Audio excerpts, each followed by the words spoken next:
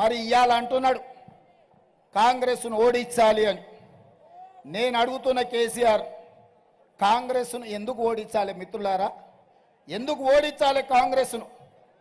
10 ఏళ్ళు నువ్వు చెప్పిన మాట చెప్పకుండా ఎంకన్నా చెప్పినట్టు వేల కొద్ది అబద్ధాలు చెప్పి తెలంగాణను చెరబట్టి 7 లక్షల కోట్ల రూపాయల అప్పుల తెలంగాణను ముంచినందుకు అప్పుల గడ్డగా తెలంగాణను విద్యార్థుల రైతుల ఆత్మ బలిదానాలతో బొందల గడ్డగా తెలంగాణను మార్చిన నువ్వు ఇవాళ 100 రోజుల్లోనే కాంగ్రెస్ను ఓడగొట్టాలంటున్నావు.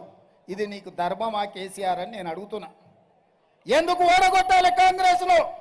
బలైన వర్గాల జనాభా లెక్కల 60 ఏళ్ల నుంచి ఎవరు పట్టించుకోకపోతే బీసీలు వాళ్ళ జనాభాను లెక్కబెట్టి మా నిధులు మాకు ఇవ్వాలంటే అటు నరేంద్ర మోడీ ద్రోహం చేసి కేసీఆర్ అన్యాయం చేస్తే కాంగ్రెస్ అధికారంలోకి వచ్చిన వెంటనే మంత్రివర్గంలో ఆమోదం తెలిపి కోట్ల రూపాయలు కేటాయించి బీసీల జనాభా లెక్క కట్టండి, జనాభా ప్రకారం వాళ్లకు నిధులు ఇచ్చే బాధ్యత, నియామకాలు చేపట్టే బాధ్యత కాంగ్రెస్ చేపట్టినందుకు ఇవాళ కాంగ్రెస్ పార్టీని ఓడగొట్టాలనా అని నేను అడుగుతున్నా.